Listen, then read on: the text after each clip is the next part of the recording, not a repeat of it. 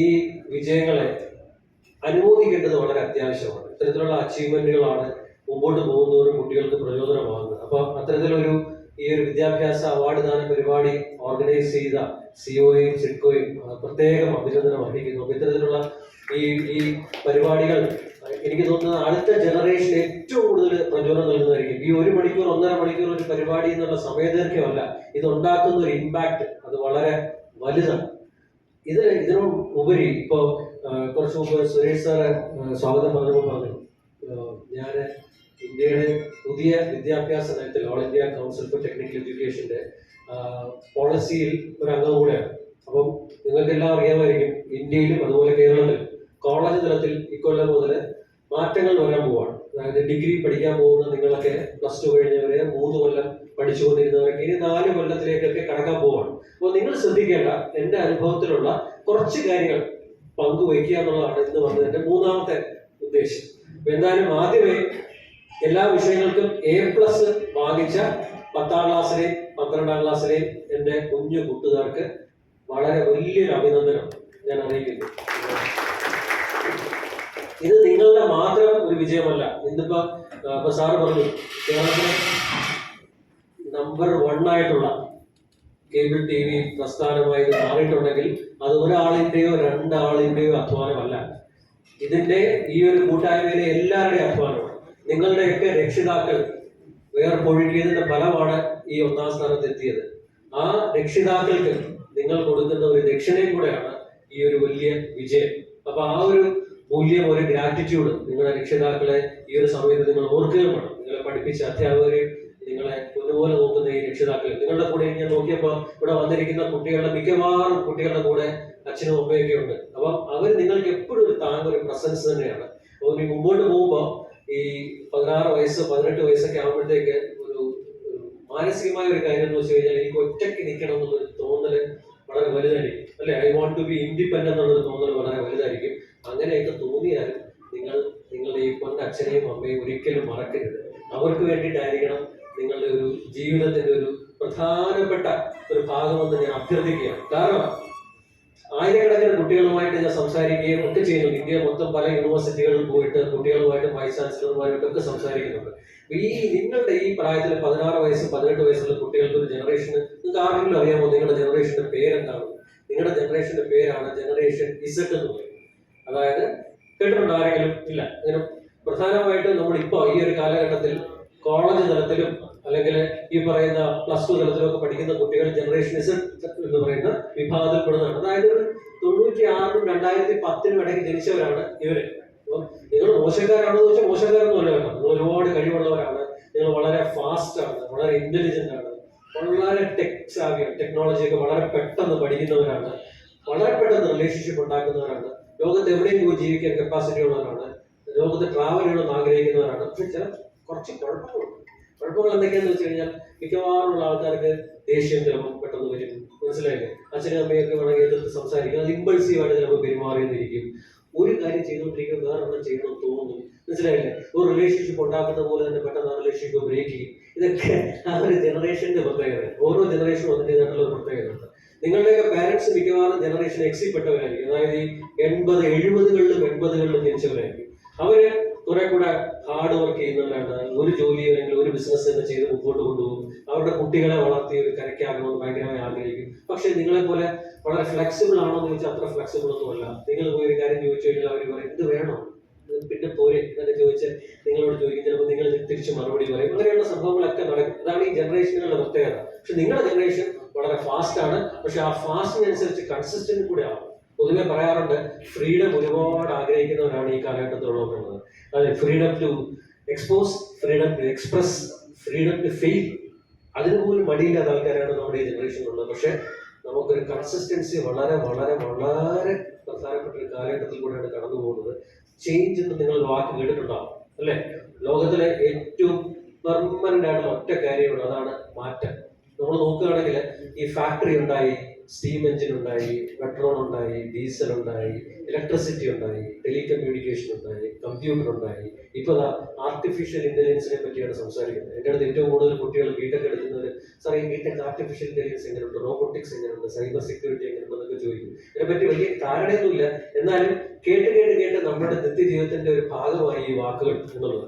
പക്ഷെ ഒരു കാര്യം നിങ്ങൾ മനസ്സിലാക്കണം, ഇനി നിങ്ങൾ അങ്ങോട്ട് പഠിക്കാൻ പോകുന്ന വിഷയങ്ങളിലും ചെയ്യാൻ പോകുന്ന ജോലികളിലും ഇതിന്റെ ഒരു ഇൻഫ്ലുവൻസ് കൂടുതലാണ്. ഒരു ഉദാഹരണം പറഞ്ഞാൽ നിങ്ങൾക്ക് മനസ്സിലാവും. ഇത്രയും കാലം ചിലപ്പോൾ 10ലും 12ലും ഒക്കെ നമ്മൾ മാർക്ക് വാങ്ങിച്ചത് ഒരു പദ്യം കാണാതെ പഠിച്ചിട്ടായിരിക്കും, അല്ലെ? പദ്യം ചിലപ്പോൾ ഒരു പക്ഷേ കാണാതെ പഠിച്ചു പോയി എഴുതിക്കാണ്. പക്ഷെ ഇനി പദ്യം കാണാതെ പഠിക്കുന്നവർക്കല്ല, ആ ഒരു പദ്യം വായിച്ചിട്ട് ആ പദ്യം എന്ത് മെസ്സേജ് തരുന്നു എന്ന് വിശകലനം ചെയ്യുന്ന ആൾക്കാർക്ക്, ഇല്ലെങ്കിൽ ഒരു പുതിയ പദ്യം എഴുതാൻ സാധിക്കുന്ന ആൾക്കാർക്ക്, അത്തരത്തിലുള്ള ആൾക്കാർക്കായിരിക്കും ഇനി കൂടുതൽ പ്രാധാന്യമുള്ളത്. അതായത് നമ്മുടെ ഒരു മഗം എന്ന് പറയുന്ന ബുക്ക് വേംസിന്റെ കാലം കഴിഞ്ഞു.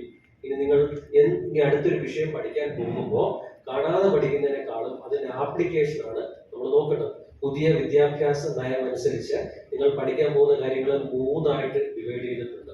ഒന്ന് തിയറി, അക്കാഡമിക് എന്ന് പറയും. 2 എക്സ്പീരിയൻഷ്യൽ, നിങ്ങൾ ചെയ്യുന്ന പഠനത്തിനോടൊപ്പമുള്ള പ്രോജക്റ്റ്. 3 ഇത് ഉപയോഗിച്ച് ഡെവലപ്പ് ചെയ്യുന്ന സ്കിൽ. ഇത് 3 നിങ്ങൾ ഏത് വിഷയം എടുത്താലും അത് നിങ്ങളെ സ്വാധീനിക്കും. അത് ലൈഫ് സയൻസ് ആണെങ്കിലും മെഡിക്കൽ സയൻസ് ആണെങ്കിലും എഞ്ചിനീയറിംഗ് ആണെങ്കിലും ഹ്യൂമാനിറ്റി ആണെങ്കിലും കൊമേഴ്സ് ആണെങ്കിലും ഏതെടുത്താലും അത് ഇതിനെ സ്വാധീനിക്കും. അതുകൊണ്ട് മാറ്റത്തിനനുസരിച്ച് നമ്മൾ മാറാനായിട്ട് തയ്യാറാവണം. ഇത് വളരെ വളരെ വളരെ പ്രധാനപ്പെട്ട ഒരു കാര്യമാണ്.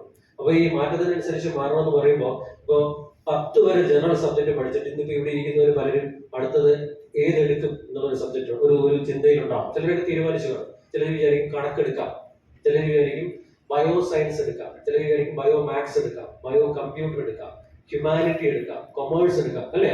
ഇത്തരത്തിലുള്ള ചിന്തകളായിരിക്കും 10ാം ക്ലാസ്സിലെ കുട്ടികളിൽ കൂടുതൽ പോകുന്നത്. +2 കഴിഞ്ഞവര് ബിടെക്കിന് പോകണോ, MBBSന് പോകണോ, അതോ അലൈഡ് മെഡിക്കൽ ഹെൽത്തിന് പോകണോ, ഹ്യൂമാനിറ്റി സയൻസിന് പോകണോ, അതോ നാച്ചുറൽ സയൻസിന് പോകണോ, അതോ കൊമേഴ്സിന് പോകണോ, LLBക്ക് പോകണോ, BBAക്ക് പോകണോ, ഇങ്ങനെ ചിന്തകളായിരിക്കും. പക്ഷെ ഒരു കാര്യം ഞാൻ പറയാം, രക്ഷിതാക്കളും കൂടെ ഉള്ളതുകൊണ്ട് പറയുകയാണ്, ഇക്കാലത്ത് നമുക്ക് സബ്ജക്റ്റുകളും പരസ്യങ്ങളും കണ്ടിട്ട് എല്ലാ സബ്ജക്റ്റും കൊള്ളാമെന്ന് നമുക്ക് തോന്നാം, അല്ലെ? ലോകത്തിലെ നിങ്ങൾ പരസ്യം നോക്കിക്കഴിഞ്ഞാൽ ഏത് കോളേജിൽ ഞങ്ങൾ മോശക്കാരാണെന്ന് പറയില്ല, ഞങ്ങളാണ് ലോകത്തിലെ നമ്പർ 1 എന്നേ പറയുള്ളൂ, അല്ലെ? ഏത് കോഴ്സ് എടുത്താലും അവർ പറയുന്നത് ഞങ്ങളുടെയാണ് ലോകത്തിലെ നമ്പർ 1 കോഴ്സ് എന്നേ പറയുള്ളൂ. അപ്പൊ അത് കേട്ടിട്ട് ചാടി നിങ്ങൾ പോയി ഒരു കോഴ്സ് ജോയിൻ ചെയ്യരുത്.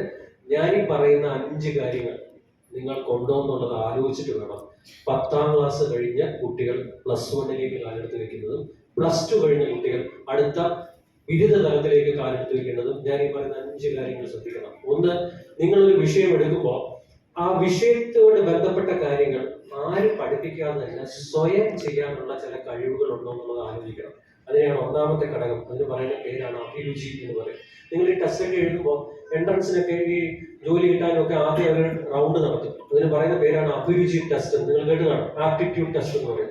അത് ജന്മനാ നിങ്ങൾക്ക് എന്തെങ്കിലുമൊക്കെ കഴിവുണ്ടോ എന്ന് ചെക്ക് ചെയ്യുന്നതിന് വേണ്ടിയിട്ടാണ് ഈ ആപ്റ്റിറ്റ്യൂഡ് ടെസ്റ്റ് നടക്കുന്നത്.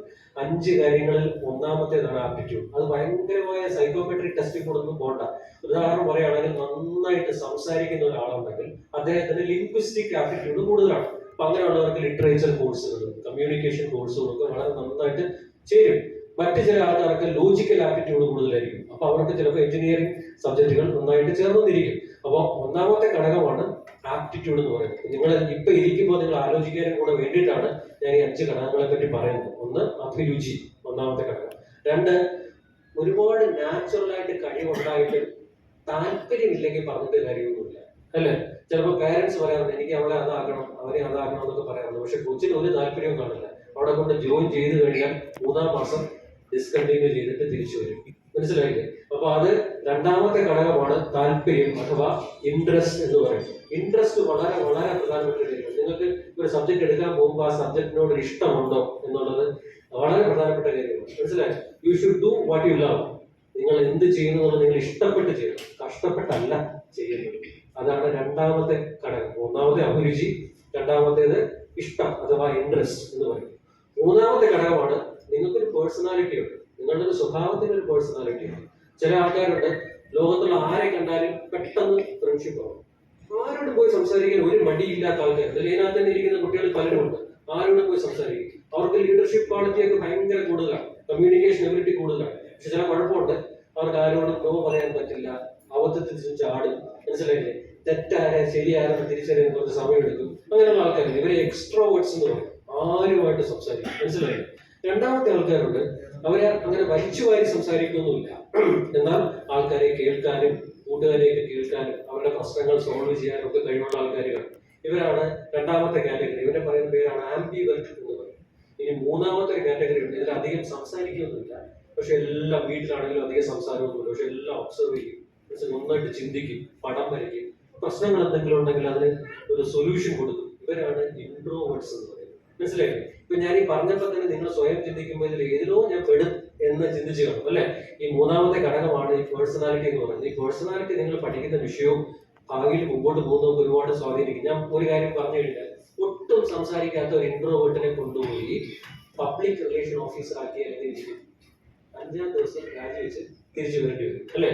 ഇനി ഒരുപാട് സംസാരിക്കുന്ന ഒരാളെ വളരെ രഹസ്യാത്മകതയുള്ള ഒരു ജോലി കൊണ്ടുവച്ചു കഴിഞ്ഞാൽ ആ രഹസ്യം നാട്ടിൽ ഇനി ആരും അറിയാൻ ബാക്കിയുണ്ടാവില്ല 10 ദിവസം കഴിയുമ്പോഴത്തേക്ക് അല്ലെ?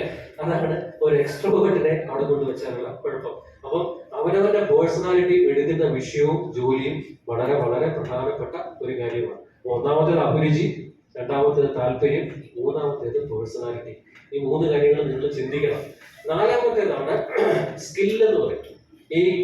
ഇനി നിങ്ങൾ അങ്ങോട്ട് പഠിക്കുമ്പോൾ തിയറി പഠിക്കുന്നതിനേക്കാളും എനിക്ക് എങ്ങനെ ഒരു ജോലി കിട്ടണം, ആ ജോലിയിൽ എങ്ങനെ മുമ്പോട്ട് കൊണ്ടുപോകണം എന്നുള്ളൊരു ചിന്ത വേണം.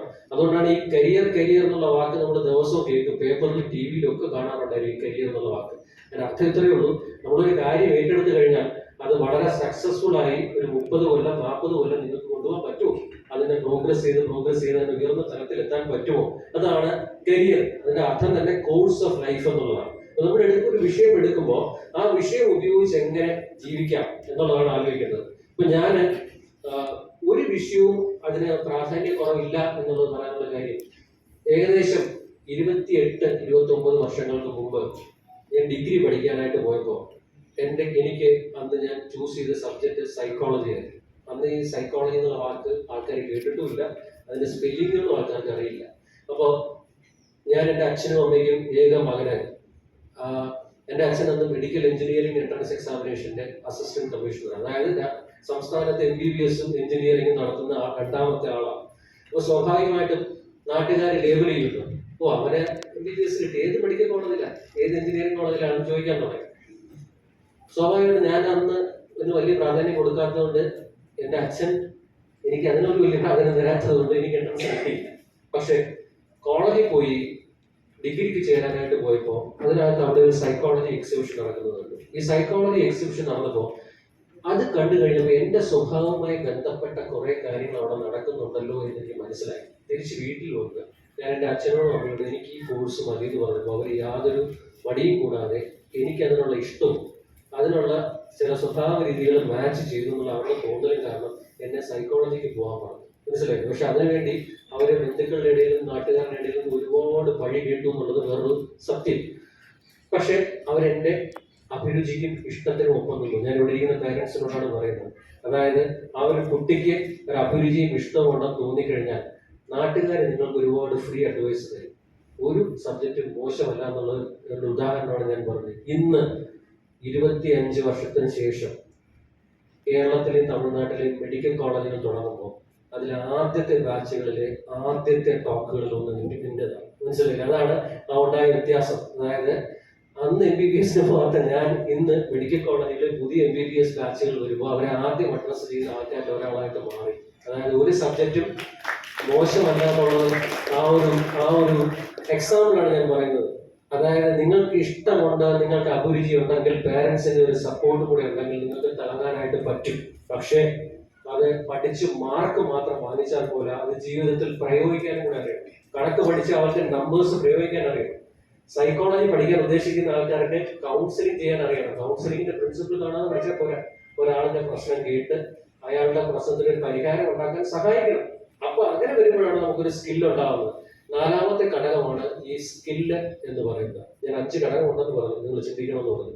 ഏറ്റവും അവസാനത്തെ 5ാമത്തെ ഘടകമാണ് ഫാമിലി, കുടുംബത്തിന്റെ സപ്പോർട്ട്. വളരെ പ്രധാനപ്പെട്ട കാര്യം. കുറച്ചു മുമ്പ് ഞാൻ ഇവിടെ സംസാരിച്ചുകൊണ്ടിരുന്നപ്പോൾ പറഞ്ഞു, കേരളത്തില് 37% +2 കഴിഞ്ഞ കുട്ടികൾ ഇന്ത്യക്ക് വെളിയിൽ പോകണമെന്നാണ് ആഗ്രഹിക്കുന്നത്. ആഗ്രഹം നല്ലതാണ്, പക്ഷെ ആഗ്രഹത്തിനുള്ള റീസൺ ഉണ്ട്. അതിന് ചോദിച്ചപ്പോൾ അത് ഞെട്ടിക്കുന്ന ഒരു വിവരമാണ് കൊണ്ടുവന്നത്. കേരളത്തിലെ സോഷ്യൽ ക്ലൈമറ്റ് ശരിയല്ല. മനസ്സിലായില്ലേ? ഇവിടെ എൻജോയ് ചെയ്യാൻ പറ്റുന്നില്ല. പല കുട്ടികളെയും ഞാൻ അടുത്ത് വിളിച്ചു വരുമ്പോഴത്തേക്ക് അവർ പഠിക്കാൻ പഠിക്കാൻ പോകുന്ന സബ്ജക്റ്റുകളെ പറ്റിയൊന്നും അവർക്ക് വലിയ ഗ്രാഹ്യമില്ല സാർ. അവിടെ ആകുമ്പോൾ നമുക്ക് എന്തെങ്കിലുമൊക്കെ ചെയ്ത് ജീവിക്കാമല്ലോ സാർ. ജനറലി എന്ന് പറയുകയാണ്. അവിടെ പോയി എന്തെങ്കിലും ഒരു കുട്ടി എൻ്റെ അടുത്ത് വന്നിട്ട് പറയുകയാണ്, സാർ ഞാൻ ഓസ്ട്രേലിയയിൽ പോകണം. ഞാൻ പറഞ്ഞു ശരി, എന്താണ് പരിപാടി? അതൊക്കെ അവിടെ ചെന്നിട്ട് നോക്കാം സാർ. ഇതാണ് ആറ്റിറ്റ്യൂഡ് എങ്കിൽ നമ്മൾ അങ്ങനെ പോയിട്ട് കാര്യമില്ല. അപ്പൊ ഞാൻ പറഞ്ഞു വന്നത്, വിദേശത്ത് പോവുകയാണെങ്കിൽ പോലും സ്വദേശത്ത് നിൽക്കുകയാണെങ്കിൽ പോലും ഒരു വ്യക്തതയില്ലാതെ ഒരു കാല് മുമ്പോട്ട് വെക്കരുത്. വ്യക്തത വളരെ വളരെ അത്യാവശ്യമാണ്. അതിനാണ് ഈ അഞ്ചാമത്തെ ഘടകം, ഫാമിലി.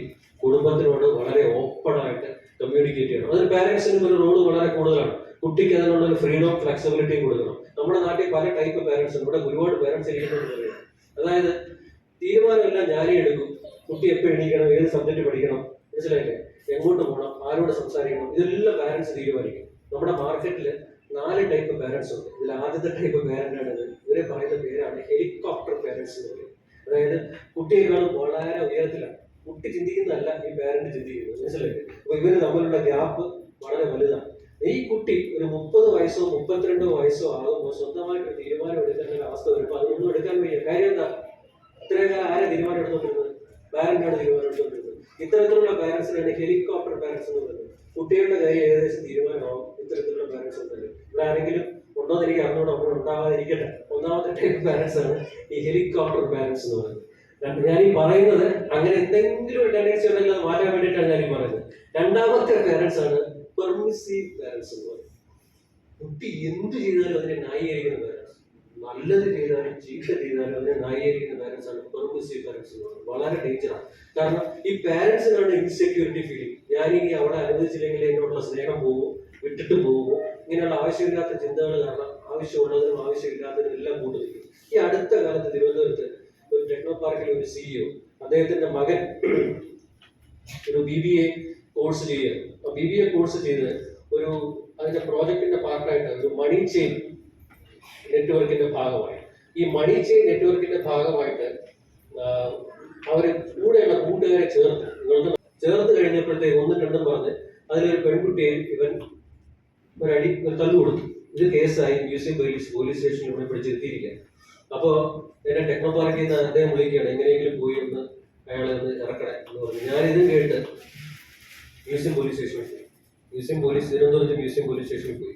മ്യൂസിയം പോലീസ് സ്റ്റേഷനിൽ പോയിട്ട് ഞാൻ ഈ കേസ് പറഞ്ഞപ്പോൾ അവിടുത്തെ വനിതാ പോലീസ് ഇറങ്ങി വന്നിട്ട് എന്നോട് ചോദിക്കുക, ഞാൻ വളരെ മാന്യനായിട്ട് എൻ്റെ ഐഡന്റിറ്റി ഒക്കെ പറഞ്ഞ് ഇന്ന ആളെ ഇറക്കാൻ വേണ്ടി വന്നതാണെന്ന് പറയുമ്പോൾ, സാറിന് നാണമില്ല? എന്നോട് ചോദിച്ച ചോദ്യമാണ്, സാറിന് നാണമില്ല ഇത്രയും കേസ് പറഞ്ഞിട്ട് ഈ അടിച്ച അമ്മയും മകളെയും ഇവൻ തല്ലി, എന്നിട്ട് അവരുടെ ഡ്രസ്സ് വലിച്ചു കീറിയതൊക്കെ ആയിട്ട് എന്നെ കൊണ്ടുവന്ന് കാണിക്കുക, മനസ്സിലായി. പിന്നെ ഞാൻ അവിടെ നിന്നില്ല. അപ്പോഴും ഈ പാരന്റ് എന്നെ വിളിച്ച് പറയുകയാണ്, അതൊന്നും ശരിയല്ല, അവന് ഭയങ്കരമായ ലീഡർഷിപ്പ് ക്വാളിറ്റിയാണ്, കമ്മ്യൂണിക്കേഷൻ ക്വാളിറ്റിയാണ്, അവൻ പറഞ്ഞത് അവർക്ക് മനസ്സിലാകാത്തതാണ്. ഇതാണ് അവസ്ഥ. അവൻ ജയിലില്ല, അകത്ത് കിടക്കുകയാണ്. എന്നാലും ആ മകനെ ന്യായീകരിക്കുന്ന ഒരു അച്ഛനെയാണ് എനിക്ക് കാണാൻ കഴിഞ്ഞത്. അങ്ങനെ റിയാലിറ്റി മനസ്സിലാക്കാതെ ന്യായീകരിക്കുന്ന പാരന്റ്സ് ഉണ്ടെങ്കിൽ അവരും കുട്ടിക്ക് നന്മയല്ല ചെയ്യുന്നത്, തിന്മയാണ് ചെയ്യുന്നത്. അതാണ് രണ്ടാമത്തെ ടൈപ്പ് പാരന്റ്സ് എന്ന് പറയുന്നത്, പെർമിസീവ് പാരന്റ്സ് എന്ന് പറയുന്നത്. മൂന്നാമത്തേതാണ് ഈ ഒക്കേഷണൽ പാരന്റ്സ്. അതായത് ഇപ്പോഴത്തെ ഈ മഴ വരുന്ന പോലാണ്, പെട്ടെന്നായിട്ട് അവർക്ക് അവരുടെ കൊച്ചിനെ നന്നാക്കണം, മനസ്സിലായില്ലേ. അങ്ങനെ വരുമ്പോഴത്തേക്ക് രാവിലെ വന്ന് നീ പഠിക്ക്, നീ ഇത് കഴിച്ചാൽ മതി എന്ന് പറഞ്ഞ് 3-4 ദിവസം ഭയങ്കര ബഹളമായിരിക്കും. പിന്നെ 6 മാസം കഴിഞ്ഞിട്ടായിരിക്കും പിന്നെ ഒന്ന് വീണ്ടും ഉപദേശിക്കാൻ പറ്റുന്നത്. ഇത് കുട്ടി ബോധമില്ലാത്ത ആളല്ലല്ലോ, മനസ്സിലായില്ലേ. അപ്പൊ 2-3 തവണ കഴിയുമ്പോഴത്തേക്ക് ഈ പാരന്റ്സിന്റെ ഉപദേശത്തിന് യാതൊരു വിലയും കുട്ടി കൊടുക്കണമെന്നില്ല. അതാണ് ഈ മൂന്നാമത്തെ ടൈപ്പ് പാരന്റ് എന്ന് പറയുന്നത്. ഈ നാലാമതൊരു ടൈപ്പ് പാരന്റ് ഉണ്ട്, അതാണ് സെൽഫിഷ് പാരന്റ്സ് എന്ന് പറയുന്നത്. അവര് കൂടുതലും അവരുടെ ബിസിനസിനെ പറ്റിയും ജോലിയെ പറ്റിയൊക്കെയാണ് പറയും, കുട്ടികളെ പറ്റി വെറുതെ അല്ല. അങ്ങനെ ആദ്യം ചെയ്യുന്നത് കോട്ടയത്ത് അടുത്ത കാലത്ത് ഒരു ബിസിനസ്സുകാരന്റെ മകൾ അടുത്തുള്ള ഒരു പ്രത്യേകിച്ച് ജോലിയൊന്നും ഇല്ലാത്ത ഒരാളുടെ കൂടെ ഒളിച്ചോടിപ്പോയി. അപ്പൊ അദ്ദേഹം അവിടെ ഇരിക്കുകയാണ്. അപ്പൊ ഒരു എന്റെ ഒരു സുഹൃത്ത് അദ്ദേഹത്തിനോട് ചോദിച്ചു, സാറ് മകളോടൊന്ന് സംസാരിക്കാറില്ലായിരുന്നു? നിങ്ങൾക്കറിയില്ല എനിക്ക് ഇന്ത്യയിൽ ബിസിനസ് ഉണ്ട്, ഖത്തറിൽ ബിസിനസ് ഉണ്ട്, ഞാൻ ഈ ഒമാനി തുടങ്ങാൻ പോവാണ്. സാർ മോടെ കാര്യമൊക്കെയാണ് മറന്നു. പിന്നെ ബിസിനസിനെ പറ്റിയായി അതിന്റെ എക്സ്പാൻഷനെ പറ്റിയായി ആ കാര്യങ്ങൾ ഇങ്ങനെ പറഞ്ഞുകൊണ്ടിരിക്കുക. എല്ലാം കേട്ടിട്ട് എന്റെ സുഹൃത്ത് അയാളോട് പറഞ്ഞു, അതാ കാര്യം, അവള് പറയുന്നത് സാറിന് കേൾക്കാൻ സമയമില്ലായിരുന്നു, അവരെ കേൾക്കാൻ ഒരുപാട് സമയം ഉണ്ടായിരുന്നു, അവളെ കേട്ടതിന്റെ കൂടെ അവൻ പോയി എന്ന് അയാൾ തമാശയ്ക്ക് പറഞ്ഞെങ്കിലും ഒരു അച്ഛനും അമ്മയും കുട്ടിയെ കേൾക്കേണ്ടതിന്റെ പ്രാധാന്യം അതിൽ കൂടെ കൺവേ ചെയ്യുകയാണ്. അതായത് ദിവസവും അത് ഏത് പ്രായമായിക്കോട്ടെ, 16, 17, 18, 19, 20, 21 വയസ്സായിക്കോട്ടെ, this is actually the time of changing from adolescence to adulthood എന്ന് പറയും. ഐഡന്റിറ്റി വേഴ്സസ് ഐഡന്റിറ്റി ക്രൈസിസ് എന്ന് പറയുന്ന ഒരു കാലഘട്ടത്തിൽ കൂടെയാണ് നമ്മുടെ കുട്ടികൾ കടന്നു പോകുന്നത്. അതായത് അവർ നമ്മളോട് പറയും, അച്ഛാ കൂടുതൽ കളിക്കൊന്നും വേണ്ട, എനിക്ക് ഒറ്റയ്ക്ക് നിൽക്കാൻ അറിയാം എന്ന് പറഞ്ഞിട്ട് ഇങ്ങോട്ട് തിരിഞ്ഞെന്ന് പറയും എനിക്ക് 500 രൂപ വേണം. ഇതാണ് ആ കുട്ടിയുടെ അവസ്ഥ. മനസ്സിലായില്ലേ? ഇത് മനസ്സിലാക്കി ദിവസവും ഒരു അരമണിക്കൂർ ഓപ്പൺ ആയിട്ട് ഇവിടെ ഇരിക്കുന്ന എല്ലാ അച്ഛനും അമ്മയും ഇനി അങ്ങോട്ടുള്ള മുമ്പോട്ടുള്ള പോക്കിൽ കുട്ടികളുമായിട്ട് സംസാരിക്കുന്നുണ്ടെങ്കിൽ ഐ എം സോ ഹാപ്പി. ഇല്ലാന്നുണ്ടെങ്കിൽ ദിവസവും അരമണിക്കൂറെങ്കിലും സംസാരിക്കുക. ഈ സംസാരിക്കുമ്പോഴാണ് നമ്മുടെ കാര്യങ്ങൾ അങ്ങോട്ടും അവരുടെ കാര്യങ്ങൾ ഇങ്ങോട്ടും കൺവേ ചെയ്യുന്നത്. ഇത് കുട്ടിക്കുണ്ടാക്കുന്ന ഒരു എബിലിറ്റി സ്കില്ല് വളരെ വലുതാണ്. അതായത് നമ്മളോട് പറയേണ്ട കാര്യം അവർ മറ്റൊരാളോട് പറയില്ല. അവർക്ക് എന്തുണ്ടെങ്കിലും നമ്മളോട് പറയാൻ പറ്റും. അതാണ് ഈ 5ാമത്തെ ടൈപ്പ് അതോറിറ്റേറ്റീവ് പാരന്റിംഗ് എന്ന് പറയും. അവർ ഈ ഇത്തരത്തിൽ സംസാരിക്കുമ്പോൾ ചിലപ്പോൾ കുട്ടിയെ വഴക്ക് പറഞ്ഞിരിക്കാം, ചിലപ്പോൾ ചില ഉപദേശങ്ങൾ കൊടുത്തുകൊണ്ടിരിക്കാം. പക്ഷെ കുട്ടി ആ സെൻസിനെ എടുക്കുള്ളൂ. കാരണം എന്താ, എന്നും അരമണിക്കൂർ അവർ തമ്മിൽ സംസാരിക്കുന്നുണ്ട്. ഇപ്പോൾ ഒരു ടൂർ പോകണമെന്ന് തന്നെ പറഞ്ഞു കഴിഞ്ഞാൽ ഈ അതോറിറ്റേറ്റീവ് പാരന്റ്സ് പറയും ഇന്ന സ്ഥലത്തല്ലേ പോകുന്നത്, നമുക്ക് ആദ്യം ഒന്ന് പോകാം. പോയിട്ട് അവിടെ പോയി അവിടുത്തെ പോസിറ്റീവ്സും നെഗറ്റീവ്സും ഉള്ള കാര്യങ്ങൾ പറഞ്ഞ് മനസ്സിലാക്കി കൊടുത്തിട്ട് വേണമെങ്കിൽ കൂട്ടുകാരോട് അയക്കുകയും ചെയ്യും. ഇത്തരത്തിലുള്ള പാരന്റ്സ് ആണ് അതോറിറ്റേറ്റീവ് പാരന്റ്സ്. നമ്മുടെ സമൂഹത്തിൽ ഏറ്റവും സക്സസ്ഫുൾ ആയിട്ട് പാരന്റിങ് ചെയ്യുന്ന പാരന്റ്സ് ആണ് ഈ അതോറിറ്റേറ്റീവ് പാരന്റ്സ്. ഇപ്പൊ ഈ 5 ടൈപ്പിന്റെ കാര്യം ഞാൻ സൂചിപ്പിച്ചതേ ഉള്ളൂ. ഇതിൽ പലതും പല അംശങ്ങളും നമ്മുടെ കയ്യിൽ കാണും. പക്ഷെ ഒരു കാര്യം മാത്രം, കുട്ടികളും പാരന്റ്സുമായിട്ട് ദിവസവും അരമണിക്കൂറെങ്കിലും ഓപ്പൺ ആയിട്ട് സംസാരിക്കണം എന്നുള്ള റിക്വസ്റ്റ് ആണ്. കാരണം എന്റെ അടുത്ത് ഞാൻ തിരുവനന്തപുരത്ത് ഒരു മെന്ററിംഗ് ആൻഡ് കൗൺസിലിംഗ് സെന്റർ നടന്നുകൊണ്ട് പറയാം, കുട്ടികളും പാരന്റ്സും കുട്ടികളുമായിട്ടുള്ള പ്രശ്നങ്ങൾ അവർ തമ്മിൽ സംസാരിക്കാൻ പറ്റാത്തത് കൊണ്ട് എന്റെ അടുത്ത് വന്ന് കുട്ടിക്ക് പറയേണ്ട കാര്യം പാരന്റ്സിനോടും പാരന്റ്സിന് പറയേണ്ട കാര്യം കുട്ടിയോടും പറയുന്ന ഒരു അവസ്ഥയാണ് എനിക്കൊരു കാശ് കിട്ടും. മനസ്സിലായില്ലേ? പക്ഷെ അതല്ല വേണ്ടത്. അത് സ്വന്തം വീട്ടിൽ നടക്കേണ്ട കാര്യം വേറൊരാളുടെ അടുത്ത് പോയി അയാളെ നടുക്കിരുത്തി സംസാരിപ്പിക്കേണ്ട ഒരു അവസ്ഥയാണ്. ഇത് കുറച്ചുകൂടെ കഴിഞ്ഞ് ദാമ്പത്യ ജീവിതത്തിലേക്കും ജോലിയിലേക്കും ഈ പ്രശ്നങ്ങൾ വരും. അതുകൊണ്ട് വീണ്ടും ഞാൻ പറയുന്നു, ഓപ്പൺ കമ്മ്യൂണിക്കേഷൻ എന്ന് പറയുന്നത് വളരെ പ്രധാനപ്പെട്ട ഒരു കാര്യമാണ്. കുട്ടികൾ കേൾക്കണം. നിങ്ങളോട് കൂടിയാണ് പറയുന്നത്. പാരന്റ്സിന്റെ അടുത്ത് വളരെ തുറന്ന് തന്നെ സംസാരിക്കണം. അതുവഴി നിങ്ങൾക്കുണ്ടാകുന്ന സ്കില്ല് വളരെ വലുതാണ്. നാളെ നിങ്ങൾ ഇനി അങ്ങോട്ട് വലിയ കോഴ്സുകളിലൊക്കെ പോകുമ്പോൾ മാർക്ക് മാത്രമല്ല, നിങ്ങൾക്ക് ഇന്റർവ്യൂ അറ്റൻഡ് ചെയ്യേണ്ടി വരും, ഗ്രൂപ്പ് ഡിസ്കഷൻ അറ്റൻഡ് ചെയ്യേണ്ടി വരും. അവിടെയൊക്കെ മാർക്കിനേക്കാളും ഉപരി നിങ്ങൾ എന്ത് വാങ്ങി എന്നുള്ളതല്ല, നിങ്ങൾ എങ്ങനെ പറഞ്ഞു എന്നുള്ളത് വളരെ വലിയൊരു കാര്യമാണ്. It's not what you do, it is how you do that matters എന്ന് ഇംഗ്ലീഷിൽ പറയും. അതായത് പലപ്പോഴും ഈ ഇന്റർവ്യൂവിലൊക്കെ വലിയ വലിയ യൂണിവേഴ്സിറ്റികളിലും കോളേജുകളിലൊക്കെ അഡ്മിഷൻ കിട്ടണമെന്നുണ്ടെങ്കിൽ ഈ ടെസ്റ്റ് കഴിഞ്ഞിട്ട് നിങ്ങൾ ഇന്റർവ്യൂ കൂടെ അറ്റൻഡ് ചെയ്യണം. ഈ ഇന്റർവ്യൂ അറ്റൻഡ് ചെയ്യാൻ വരുമ്പോഴത്തേക്ക് മുഖത്ത് ഒരു ചിരി പോലും ഇല്ലാതെയാണ് വരുന്നത്. മനസ്സിലായില്ലേ? കണ്ടു കഴിഞ്ഞാൽ ഈ ഇന്റർവ്യൂ ഇരിക്കുന്നവർ പേടിച്ചു പോയി. പിള്ളേരെ കണ്ടു കഴിഞ്ഞു എന്തോ തുറച്ചു നോക്കിക്കൊണ്ടിരിക്കുന്നു. ഇങ്ങനെ നമ്മളെ തന്നെ നോക്കി പേടിപ്പിക്കുന്നത്. ആദ്യം പരിശീലിക്കേണ്ട ഒരു കാര്യമാണ് ചിരിക്കാൻ പഠിക്കുക എന്നുള്ളത്. ബേസിക് ആയിട്ടുള്ള കാര്യം. ഒരാളെ കണ്ടു കഴിഞ്ഞാൽ ചിരിക്കാൻ പഠിക്കുക എന്നുള്ളത്. നമുക്ക് ചിരിക്കണമെന്നുണ്ടെങ്കിൽ 12 മസിൽ ആക്ടിവേറ്റ് ചെയ്താൽ മതി. തുറച്ചു നോക്കണമെന്നുണ്ടെങ്കിൽ 43 മസിൽ ആക്ടിവേറ്റ് ചെയ്യണം. ഏത് വേണമെന്നുള്ളത് നമ്മളാണ് തീരുമാനിക്കേണ്ടത്. ഒരു കാര്യം ഞാൻ പറയാൻ വേണ്ടി, പൊന്നു മക്കളെ, നമ്മൾ ബാക്കിയുള്ളവർക്ക് ഉണ്ടാക്കുന്ന പോസിറ്റീവ് ഇംപ്രഷനാണ് മുമ്പോട്ടുള്ള ജീവിതത്തിൽ. മാർക്കോ അതിന്റെ പെർസെന്റേജോ റാങ്കോ അല്ല.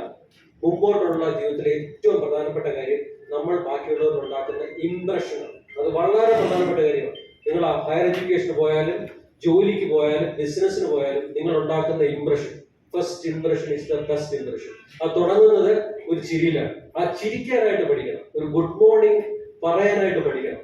ഈ പലപ്പോഴും നിങ്ങൾ തന്നെ ആലോചിച്ച് നോക്കും, നിങ്ങൾ ടീച്ചറിനോട് പലപ്പോഴും നിങ്ങൾ ആരും ഗുഡ് മോർണിംഗ് പറയാറില്ല.